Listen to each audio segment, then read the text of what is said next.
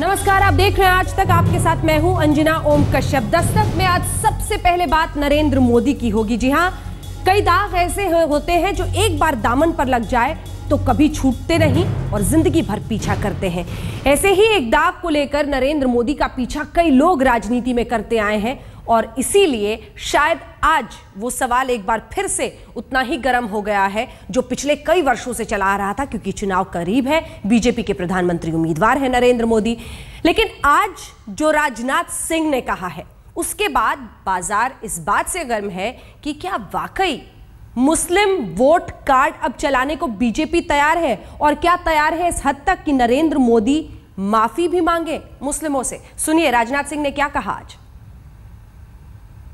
कलेजे पर हाथ रखकर खुद जो भी बातें हमने रखी हैं, जो भी मन में सवाल पैदा होते हैं, आप पूछ लेना कभी भी यहां गड़बड़ हुआ, कहीं यदि हम लोगों के पार्ट पर भी कोई गलती और चूक हुई होगी तो मैं आपको यकीन दिलाता हूं कि हम शीश झुकाकर, अपना सिर झुकाकर हम क्षमा मांग लेंगे। तो क्या ये नरेंद्र मोदी के माफी मांगने की भूमिका है, या फिर यह इशारा कि राजनीति जैसे जैसे आगे बढ़ेगी बीजेपी के रास्ते खुलते जाएंगे।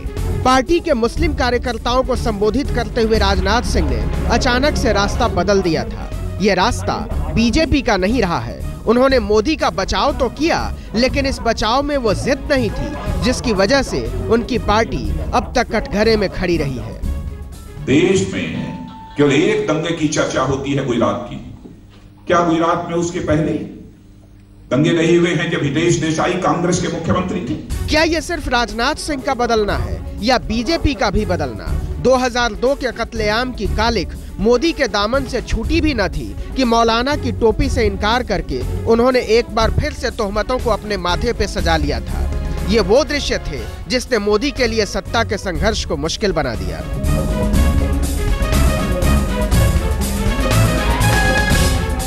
गुजरात में तीसरा विधानसभा चुनाव जीतने के बाद ही मोदी ने ये संकेत देने शुरू कर दिए थे कि अब उनकी नजर दिल्ली के तख्त पर है, और दिल्ली के तख्त का मतलब अल्पसंख्यकों को साधने की अनिवार्य जरूरत। शुरू में लगा था कि मोदी इस जरूरत को ध्रुवीकरण से किनारे कर देंगे, लेकिन लगता है कि बाद में उन्होंने अपना इरादा बदल दिया। बीजेपी अब नई चाल में है। वो किसी भी सूरत में सत्ता चाहती है और इसके लिए सियासत का कोई भी मोहरा चलने को तैयार है। मोदी को पता है कि ये मौका चूके तो आगे कम से कम 5 साल का इंतजार है। पूरी कवायद है नरेंद्र मोदी को प्रधानमंत्री बनाने की, तभी तो बीजेपी अल्पसंख्यकों को लुभाने के एक से एक नुस्खे आजमा रही है। पूरी कोशिश है कि अल्पसंख्यक समुदाय के रुख में थोड़ी नरमी आ जाए और इस बहाने थोड़े वोट भी मिल जाएं तो हर्ज ही क्या है। कैमरामैन जगमोहन के साथ अमिताभ सिन्हा, दिल्ली, आज तक। वाकई हर्ज क्या है, वोट ही कुछ मिल जाए। और बहुत सारी ऐसी निर्णायक सीटें हैं 572 में से जहां पर मुस्लिम वोट बहुत मायने रखता है, वो भी आपको दिखाएंगे और बताएंगे। लेकिन इस बीच सबसे दिलचस्प ये है कि नरेंद्र मोदी की बात आती नहीं है कि होड़ मच जाती है तमाम पार्टियों में। राजनाथ सिंह के इस बयान पर, जिसमें बहुत ज्यादा अटकल भी शामिल है, क्या प्रतिक्रिया दे रही है तमाम पार्टी, सुनिए। मोदी से माफी चाहिए। मोदी हालांकि कई बार, तीसरी बार मुख्यमंत्री बने उसके बाद भी अपने भाषण में बहुत करीब आए थे माफी के शब्द बोलने के, हालांकि बोला नहीं, और वही शायद एक मलाल कई लोगों को उनसे है कि आखिर खुलकर माफी क्यों नहीं। नरेंद्र मोदी की अपनी लाइन है, कहते हैं अगर मैं गलत हूं, दोषी हूं तो मुझे सजा मिलनी चाहिए, माफी की कोई गुंजाइश इसमें बनती नहीं है। बहरहाल क्यों ये कार्ड ऐसे वक्त पर खेला जा रहा है, क्यों बीजेपी की रैलियों में टोपी पहनकर लोगों को आने के लिए कहा जा रहा है, उसके पीछे वजह है। वजह क्या है वो हम आपको बताते हैं। लोकसभा सीट जहां मुस्लिम वोट निर्णायक साबित हो सकते हैं, 35 सीट हर तीसरा वोटर मुसलमान है। 35 ऐसी सीटें हैं जहां 1/3, जी हां, हर तीसरा वोटर मुसलमान है। 38 सीट जिसमें 21 से 30% मुस्लिम मतदाता हैं, तो 38 सीट ये भी हो गई।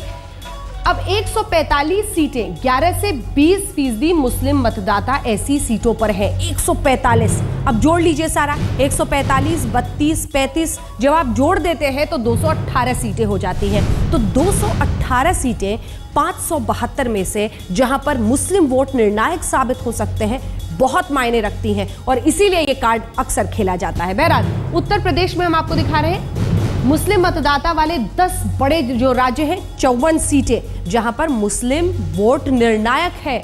यही वजह है कि यूपी में सबसे ज्यादा मुस्लिम कार्ड की राजनीति होती है। इधर बिहार पहुंच जाइए, 29 सीटें हैं और इसीलिए शायद नरेंद्र मोदी के नाम पर एनडीए से अलग होने की बात पर नीतीश कुमार बहुत खुश हैं, आश्वस्त हैं। इधर पश्चिम बंगाल में 28 सीटें हैं 42 में से और इसीलिए पश्चिम बंगाल, बिहार, यूपी में तो जबरदस्त राजनीति होती है मुस्लिम कार्ड पर। पहुंच जाइए दक्षिण में, कर्नाटक 15 सीटें 28 सीटों में से, यहां पर भी लगभग आप कह सकते हैं आधे।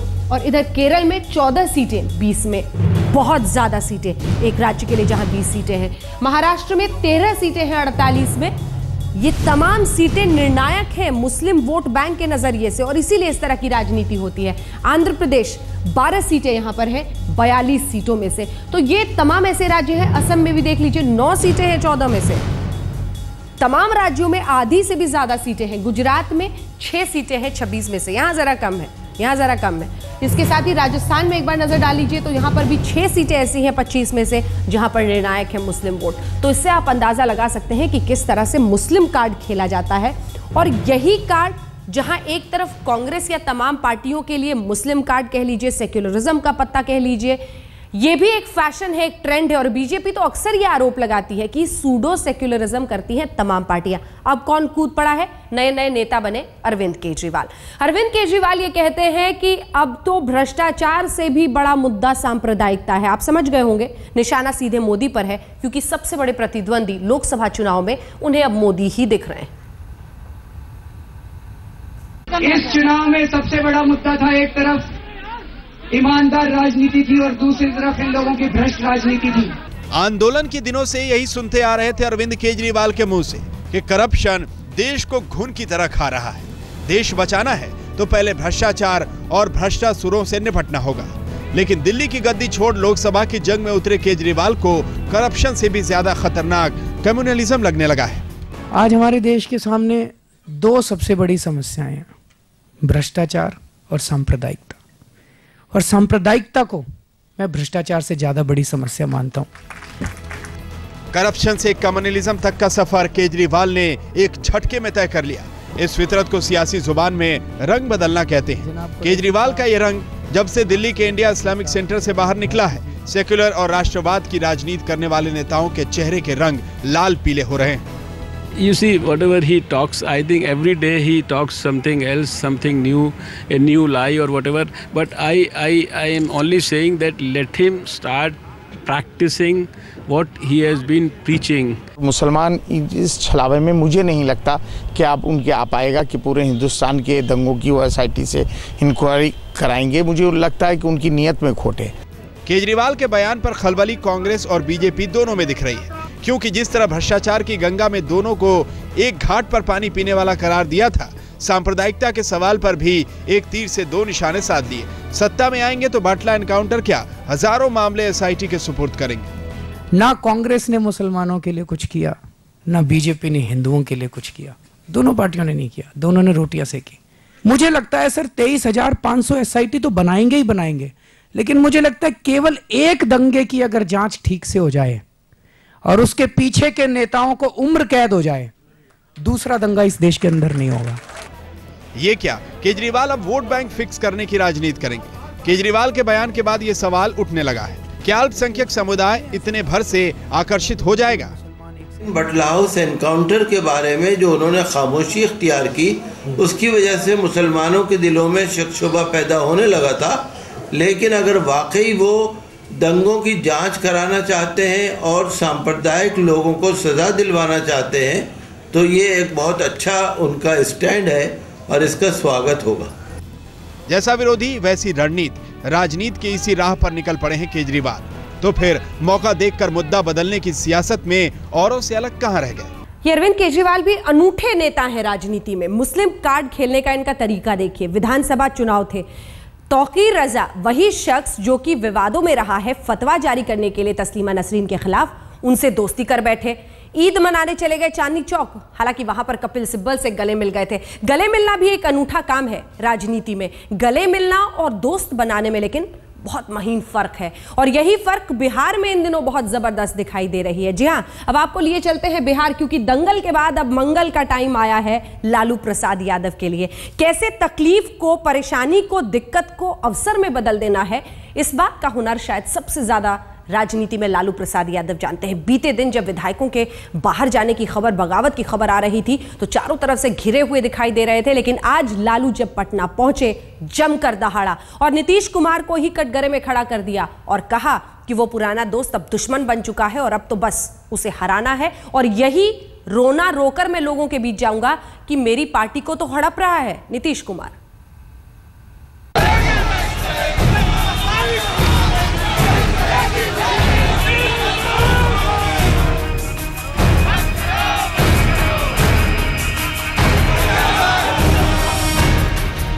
बगावत की आंधी में लालू यादव की लालटेन की लौ बुझते बुझते बची। लालू यादव ने राष्ट्रीय जनता दल की फूट को रोकने के लिए एड़ी चोटी का जोर लगा दिया और 9 विधायकों को मीडिया के सामने पेश कर नीतीश कुमार पर हुंकार भरी। जैसे मुकदमा में ये लोग फंसवाया हमको, उसी तरह से हमारे दल को तोड़ने का जालसाजी का काम किया है स्पीकर और नीतीश कुमार। इसको हम इसको धूल चटाएंगे, हम पूरे बिहार में इसको एक्सपोज करेंगे। इस दहाड़ से पहले लालू ने पूरे पटना में अपना शक्ति प्रदर्शन किया। पूरे 9 विधायकों की मीटिंग बुलाई, फिर विधानसभा अध्यक्ष के घर गए। जब वहां विधानसभा अध्यक्ष नहीं मिले तो विधानसभा का रुख किया और फिर राज्यपाल से मिलने का वक्त ले लिया। आखिर सवाल उस पार्टी का था जिसे लालू ने अपने खून पसीने से तैयार किया था, इसलिए लालू के साथ साथ राबड़ी भी बरसी। अब इस पूरे विवाद पर बिहार विधानसभा अध्यक्ष उदय नारायण चौधरी का फैसला कटघरे में है। सवाल उठता है कि बिना सभी 13 विधायकों से मिले स्पीकर ने कैसे अध्यादेश जारी कर दिया। आरजेडी का अलग गुट बनाने की इजाजत में इतनी जल्दबाजी क्यों की? खुद वापस लौटे विधायकों का दावा है कि उनसे बरगलाकर हस्ताक्षर लिए गए, लेकिन स्पीकर ने उनसे बात की होती तो शायद ये नौबत नहीं आती। अब खुद स्पीकर पर दल बदल विरोधी कानून का पालन नहीं करने का आरोप लगा है। यहाँ पहली बात तो ये कि मर्जर की कोई बात जो जितना आप बता रहे हैं तथ्य, उनके हिसाब से मर्जर तो हुआ नहीं किसी पार्टी का। दूसरे फिर 2/3 मेंबर 13 भी 2/3 नहीं बनते, क्योंकि 22 मेंबर आरजेडी के बताए जा रहे हैं, तो 2/3 13 भी नहीं बनते और अगर 6 वापस हो गए हैं तो 7 भी नहीं बनते।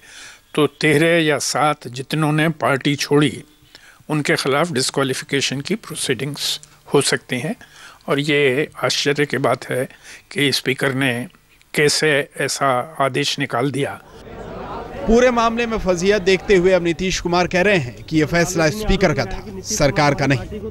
आपको यह प्रश्न पटना में इसके बारे में आपको जानकारी दे पाएंगे विधानसभा के अध्यक्ष महोदय। मैं इसके बारे में कोई जानकारी नहीं दे पाऊंगा क्योंकि विधानसभा के अध्यक्ष महोदय ने लोगों के एप्लीकेशन पर कोई निर्णय दिया है, अंतरिम निर्णय दिया है। जो अंतरिम निर्णय दिया है उसकी प्रति सबको मिली है, सबके पास उपलब्ध है। वजह चाहे जो हो, लेकिन सच ये है कि विधानसभा अध्यक्ष के फैसले का नीतीश कुमार की सरकार को ही फायदा मिलना था। ऐसे में सवाल ये उठता है कि अगर विधानसभा अध्यक्ष का फैसला संविधान सम्मत नहीं है तो फिर उनके खिलाफ कार्रवाई कौन करेगा? क्या बदलाव की राजनीति की बात करने वाले नीतीश कुमार इस फैसले के दाग से अपना दामन बचा सकेंगे? तो इधर रिक्शे की सवारी पर निकल गए हैं लालू प्रसाद यादव। उन्हें भी पता है बहुत मेहनत करनी पड़ेगी आने वाले दिनों में अगर वाकई जमीन फिर से बनानी है बिहार में तो। लेकिन एक ऐसा शख्स है जो घूमने फिरने की बात नहीं कर रहा है, सीधे कुचलने की बात कर रहा है। जी हां, इस देश के गृह मंत्री सुशील कुमार शिंदे मीडिया को कुचलना चाहते हैं। इलेक्ट्रॉनिक मीडिया का जिक्र किया था और मंच से कहा था कि मैं तो आईबी को लगा दूंगा पत्रकारों के बारे में जानकारी हासिल करने के लिए, और यह भी कहा कि मीडिया को कुचलना है। बाद में हालांकि जब खबर बाहर आ गई, यू टर्न।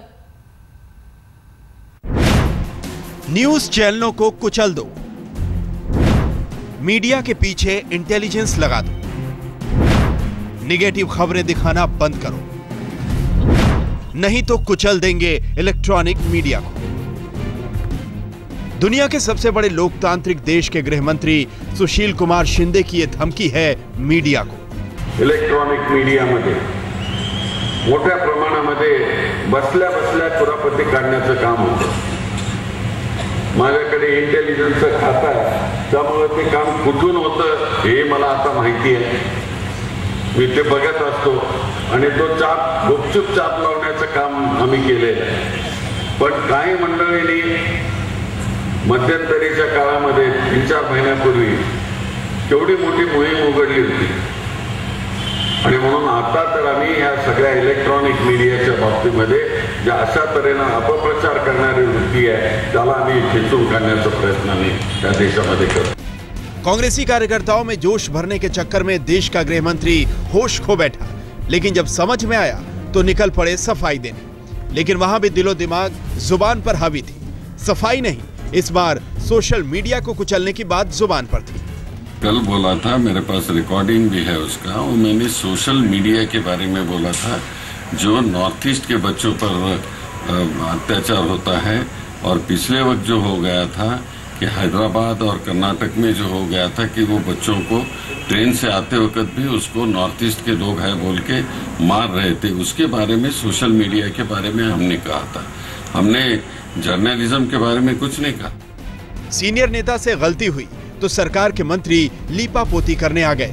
लीपापोती कम, सोशल मीडिया के खिलाफ भड़ास ज्यादा निकाली गई। माननीय गृह मंत्री ने अपने प्रतिक्रिया के ऊपर स्पष्टीकरण दे दिया है और अब इससे आगे कोई बात बचती नहीं है। एक कहावत है, मीठा मीठा गप गप, तीता तीता थू थू। जब तक अच्छा अच्छा दिखता रहे मीडिया अच्छा है, लेकिन जब खामियां उजागर होने लगे तो मीडिया को बदनाम करो। आज तक ब्यूरो। शिंदे साहब जैसे लोग हो तो वाकई कांग्रेस पार्टी को दुश्मनों की जरूरत कम से कम नहीं है। एक ब्रेक के लिए रुक रहे हैं। बात राजनीति की ही हो रही है, लेकिन जाने माने उद्योगपति राहुल बजाज की एंट्री हो जाती है। अपने बेबाक तरीके के लिए, बोलने के अंदाज के लिए जाने जाते हैं राहुल बजाज। आज उन्होंने कहा है कि मेरे बेटे ने की अरविंद केजरीवाल से मुलाकात, मच गया बीजेपी और कांग्रेस में हड़कंप। सुनिए। मेरे बड़ा लड़का दिल्ली में है, कल ही शायद फिर से वो अरविंद केजरीवाल जी को मिला। पहले भी 2-3 बार मिला।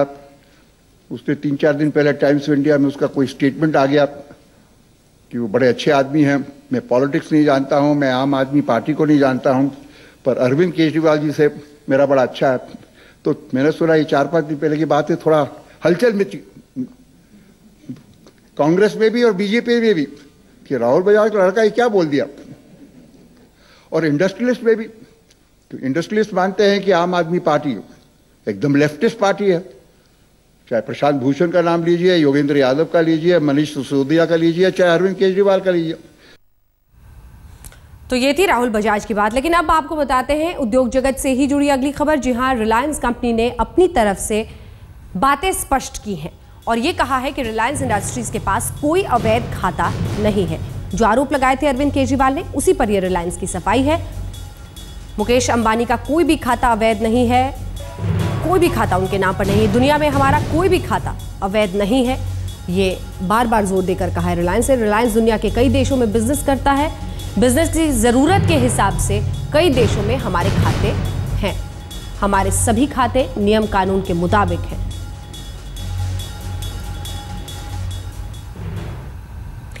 अब उद्योग जगत से आपको लिए चलते हैं फिल्म जगत में। जी हां, आमिर खान, वो कलाकार जिसने हमेशा सामाजिक सरोकार से अपना वास्ता रखा है। सत्यमेव जयते पार्ट 2 अब बस शुरू होने वाला है और इसी सिलसिले में पटना में थे आमिर खान। सुनिए। सत्यमेव जयते अभी मार्च के महीने में आ रहा है, हर संडे मार्च के हर संडे आ रहा है। तो हमारी उम्मीद है कि लोग उसके साथ जुड़ेंगे और जो हमने पिछले 2 सालों में रिसर्च की है इन टॉपिक्स को सबके सामने लाने के लिए, वो लोगों को पसंद आएगी और हमारी कोशिश जो है वो कामयाब होगी, हमारी ये उम्मीद है। और सत्यमेव जयते सीजन 1 के बाद जो एक्सपेक्टेशन है लोगों की सीरियल से, इंडियन जो सीरियल है उससे काफी हाई हो गई। तो how would you match this expectation of the people? I think कि सत्यमेव के बाद तो हम नहीं पता है। तो मुझे उम्मीद है कि उनको सत्यमेव 2 भी पसंद ही आएगा। हमने अपनी तरफ से कोई कसर नहीं छोड़ी है कि हम सारे मुद्दों को पूरी तरह समझ लें और फिर लोगों के सामने एक इंटरेस्टिंग तरीके से हम सामने पेश करें। तो आमिर खान इससे पहले भी सत्यमेव पार्ट 1 में जब वो आए थे, सत्यमेव जयते में, उन्होंने एक से एक महत्वपूर्ण मुद्दे उठाए थे। कन्या भ्रूण हत्या से लेकर दहेज, उत्पीड़न, तमाम ऐसे मुद्दे उठाए थे और जनता के साथ एक कॉर्ड भी स्ट्राइक किया था। ईमानदार कोशिश, और वही कोशिश शायद इस बार भी रहेगी। दस्तक में इतना ही। आप देखते रहिए आज तक।